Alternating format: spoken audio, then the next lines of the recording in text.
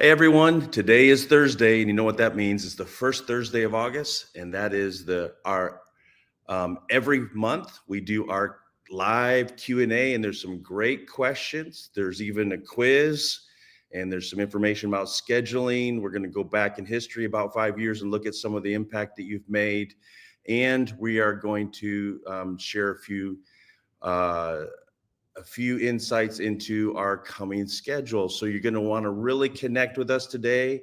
Grab your coffee if you're there. And if it's a good time, no matter where you're checking in from around the world, and let's dig in. So yes, today Facebook Live Q&A. There were a lot of great questions. And as you know, every month when we do this so that you can have a really great understanding of what you're a part of. It's really for you. And we love those questions that come in. So, a reminder, Clifton 40 is a group of like-minded people who come together around the common purpose and mission. And common purpose and mission is to impact the 1040 window, especially Islamic North Africa and the Middle East, that part of it. And we're doing that as we aim forward to the 2030 vision to see what's happened in places like Lebanon and Nigeria and Egypt spread or expand across the whole region. And so the mission in 6 simple words: relational missionary movement, reaching the unreached. And we do that 3 ways: train, mobilize, and inspire. And so everything that Club 1040 does as a partner of Club 1040, if you pray, if you're a friend, if you celebrate, if you speak kind words over Club 1040, you're a part of the club. And we're thankful for that. And especially those of you that partner financially, we're so grateful for you. So thank you. One of the things that will help you do that and stay connected is get our emails. We send them out a couple times a month. We try not to inundate people with communication, but to try to also make sure you have what you need in order to be well informed. So that email will be coming out tomorrow probably, or later today even. And in this email, there's something fun. So if you don't get our emails, you're going to want to check it out. But especially this one, even if you have been getting it, if you don't get them, just send a message, drop a message there, and the team will grab a hold of your contact details and make sure that you're on the list. But in this month's email, there's a competition, and it's around the 30-year magazine that's been posted. So if you go to Club 1040 website and you click on the banner that says the 30-year celebration, click on that, you can download the magazine. It's been sent out hard copy to everyone that's on our mailing list. If you didn't get one, again, you can drop your email in, your address, physical address in there, and we'd love to send you that magazine so you can get it. But here's what the team is challenging you with: this Club 1040 Trivia Challenge. And especially if you're in the USA, the continental USA, you can win a t-shirt even if you get the answer right. So as celebrating 30 years of mission impact, we're inviting you to join the fun. How do you do that? You click on the website, you open the magazine, and then you look through it, you read for it to find the answer to this question: in what year did Club 1040 launch a Bible college in Egypt, which was absolutely the fulfillment of something that we had longed for to see come to pass for many, many years?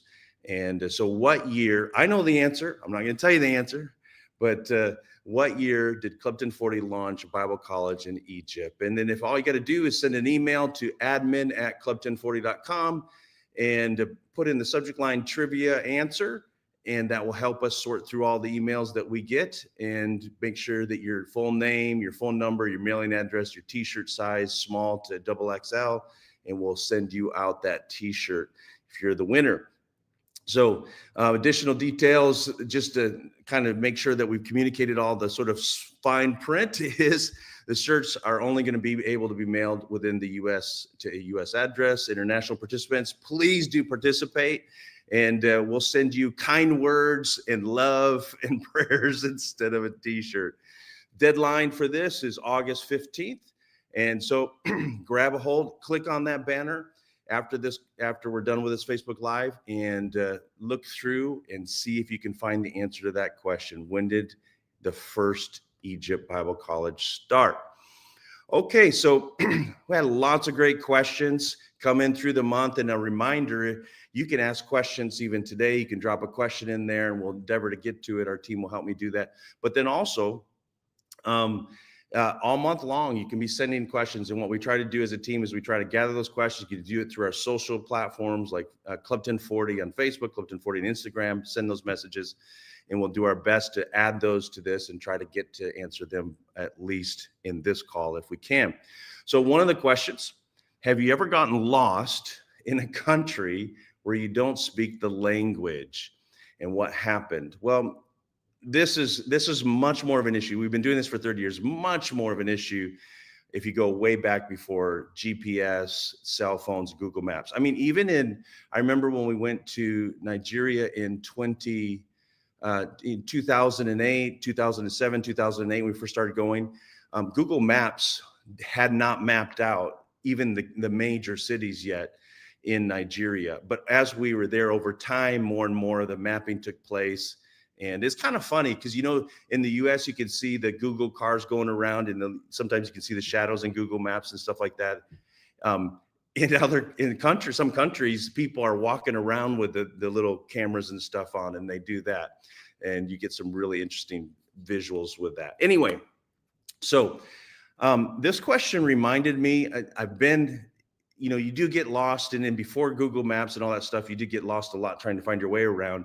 And if you don't understand the language, it's really, really tough. It is. Use taxi drivers. You find somebody who understands the language. But in most places, we're able to navigate the language thing. So that's not as much of an issue. But finding your way around in a completely foreign place can be an issue. And one of the tricks to the trade is if you find the little taxi guys that do the scooters, the little mopeds or small motorcycles. In most countries, people get on the back and you can ride all over the place. You can just say, look, do you know where this is? Can you lead me? And if you're driving someplace, they'll lead you to find those places. So that helps. Also, I was reminded of by this question is we had this really interesting thing happen where someone was visiting the team in one of the countries we were at, and they were from Brazil. They are from Brazil. And they were visiting in an area that is highly security sensitive. And they were visiting a family there. They'd been visiting that family over and over again repeatedly, building a relationship with them. They were interested in the gospel and just meeting with them in their house. Really casual. They weren't like preaching in the streets or anything like that. They were being very careful and being wise, but they were in an area that is kind of a no-go area. So when they came out from visiting their friends, security police grabbed them, and they didn't, being Brazilian, they obviously understood Portuguese, but their English and their Arabic was not as good. And here's the cool part of the story is there was a shop owner in a small shop listening to the whole situation. And the young lady that was there, I mean, she was in her early 20s, single lady by herself. And so she was very nervous. And the shop owner came and started speaking to her in Portuguese. So he was able to translate from Arabic into Portuguese and help her. And he basically just said, listen, just go with them, go to the police. They'll talk to you, they'll ask them questions, just answer the questions. And so then she went with them, went and kind of was interrogated is too strong of a word because it gives the wrong context, but just questioned. And in the questioning, she used such godly wisdom, because if they asked, where do you live? She says, I live with a family. If she would have said that family was an American family, that would have thrown up all kinds of red flags. But that American family that she was living with had German ancestry, so their surname was German. So she said she's living with a German family, and that actually was the key to being kind of like throwing the flames that were flickering of, this is a situation where maybe this girl is doing some nefarious things, maybe she's a spy or whatever. All that was doused, and she was able to move on. So kind of a funny story there about not really getting lost, but kind of going into an area that you shouldn't go into. Okay, here's another question. What's one cultural trait in the Middle East, North Africa region, we refer to that region as the MENA region, that you wish everyone could experience? Honestly, this was super easy, and that is community or family. And to highlight how important family is, in the United States, sort of Western context, people are more individualized. Even you call each other before you even go to families' houses. That doesn't exist overseas. In fact, if you're a believer, people will just show up at your door from the church because you're family. And family has such a vital, important thing. So, in Nigeria, as a way of emphasizing this point, in Nigeria, I had told them when we started the Bible college, look, this is going to be big. We're not going to fund this from the outside. We're funding it to start. Nigeria, Clubton 40 Partners put in about $500,000 over the space of about 8-9 years. But now it's 100% funded from Nigeria for Nigeria. So how did that happen? Well, I told them from the beginning that, look, you're going to have to develop localized partnership. There's a lot of churches in Nigeria. There's the means in Nigeria amongst Christians. You can raise the support locally. They're like, it's not in our Christian culture to partner. Everybody just gives to their churches, and we're not a church.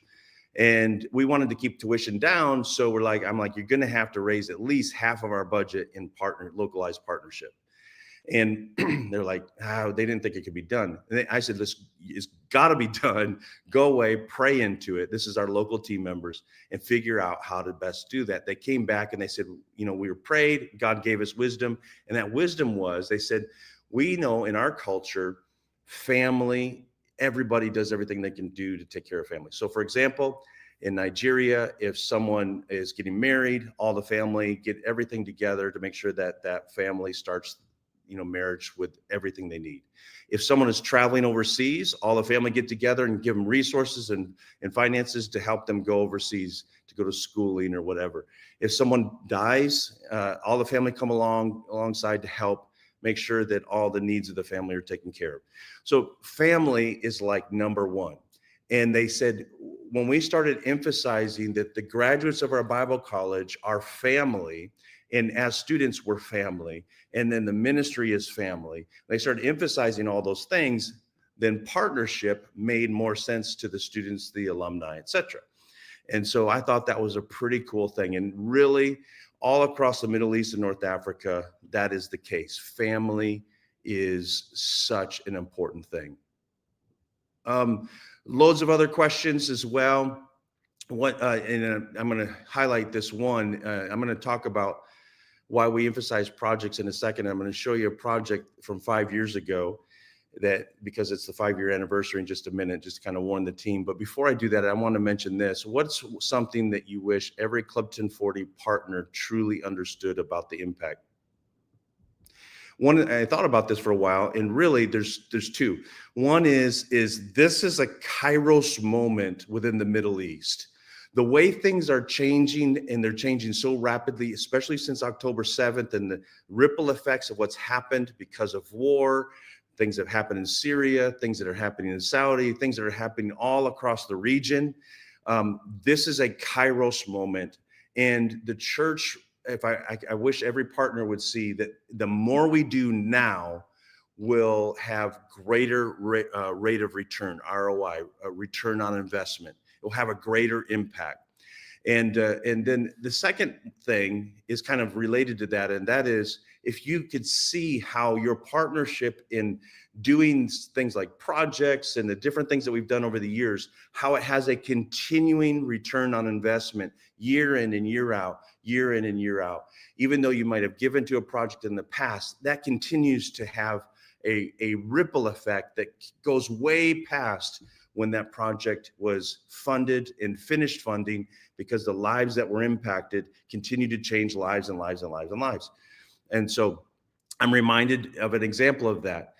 This is a kind of a strange example, and it's outside of the Middle East, North Africa region, but it's a historical one for me. And I think it really shows you the kind of thing that I'm talking about. So when Julie and I were youth pastors in Michigan, way before we ever moved overseas, I'm talking about the early 90s, we brought a team into Nogales, Mexico, right across the border. And we worked with a American pastor that was pastoring there in Nogales, Mexico. Nogales is a city that crosses the border, Nogales, Arizona, Nogales, Mexico.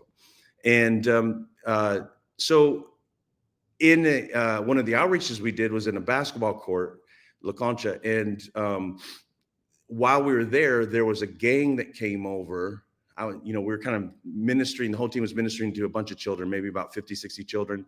But then a gang of about 15 young people, teenagers, older teenagers came over.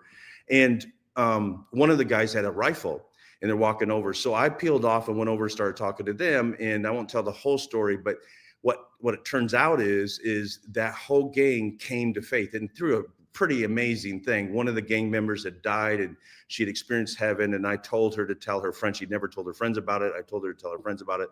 And we talked about the same Bible that talks about heaven, talks about that. I showed them Bible examples of how people like Paul were caught up to heaven, and the same Bible that talks about heaven talks about hell, and gave the gospel message. And then the whole gang got saved. It was a really cool thing that happened. But here's the ripple effect. That was a short-term visit. We were there for just a little bit. That one meeting was the only meeting I ever had, or not really a meeting. It was that one encounter with that gang is the only encounter we had.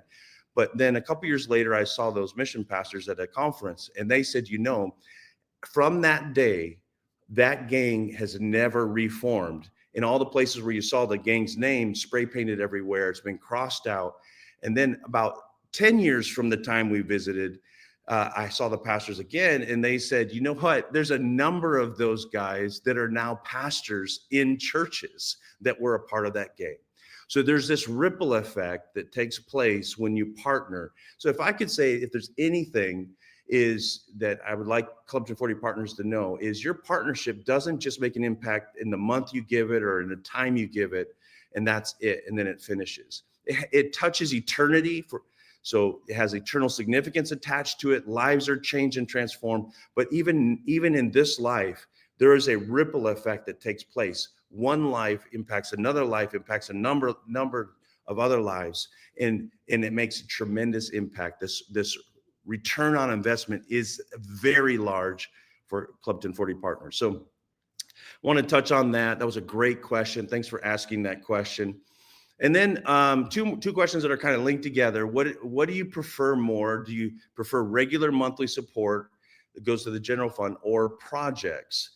And my answer to that is both. There's some people that they love to give to projects, and that's the only way they give. There's some people that love to be in relationship long-term and have that monthly connection, and we value both of those. We obviously need general funds in order to operate the offices and the team and everything, and we're expanding all that right now. I'll talk about that in a second here. But then also projects, they can be both a rapid response to a crisis like Project Lebanon, and I'm going to talk about that in a minute. And then also they can speed the progress of continually building in a particular area. Like, for example, a building fund. And so one of the things that we do is, and then also sometimes new people, new relationships, they like to give to a project first before they give monthly and make that commitment monthly. We honor both of those ways of giving. We want people to give only what they want to give and as they want to give, but both are important. We thank God for the general fund resources that enable us to be able to move the finances where they need to move and go in the most strategic way. We thank God for the people that partner with specific projects to help us speed the progress of things like that. So there's a couple projects. Let me go back. 5 years ago is a great example of this. 5 years ago, there was a major blast. And in fact, it was August 4th. So we're just celebrated the 5-year anniversary, which is crazy to me, of the port blast in Beirut, Lebanon. And here's a quick little video for you to see some of the realities of that.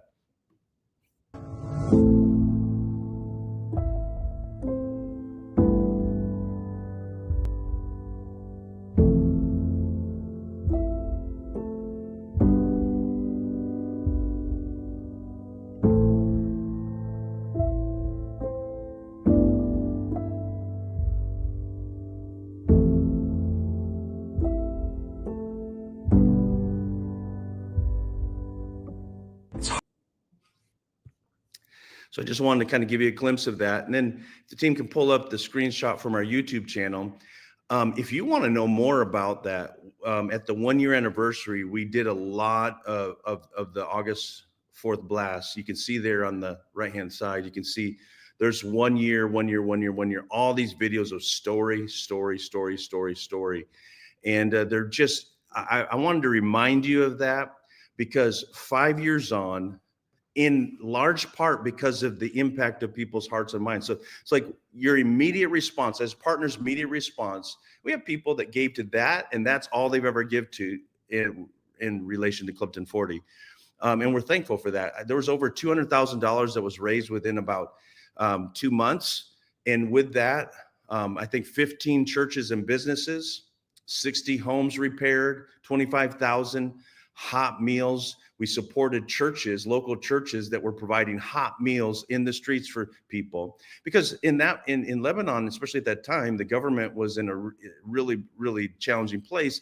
It did not respond with any kind of aid or repairs or anything like that. So people had to, just kind of rally together, family rallied together, churches rallied together.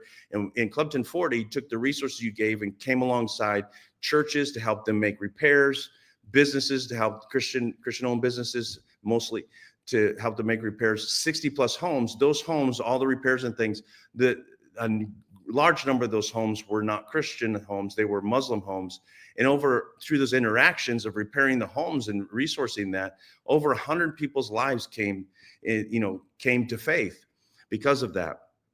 And not only that, but then moving forward over the years, kind of from that point onwards, the media, because it's really at that point that we decided, what, we can't wait around to COVID and stuff like that happened about that same time, or around that time. And so we started doing online broadcasts once a year.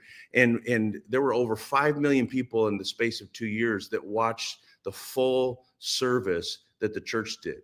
So that was one outcome. And then, so there's 100 lives come to faith. That's one outcome. There's over 5 million people saw the monthly messages watching, like 97% of that message. Those are the ones we counted over the space of those 2 years, 5 million people. That was a part of the outcome of that project. But then also the relationships and things, one of which was a relationship with one of our team members was built when helping out with one of the businesses.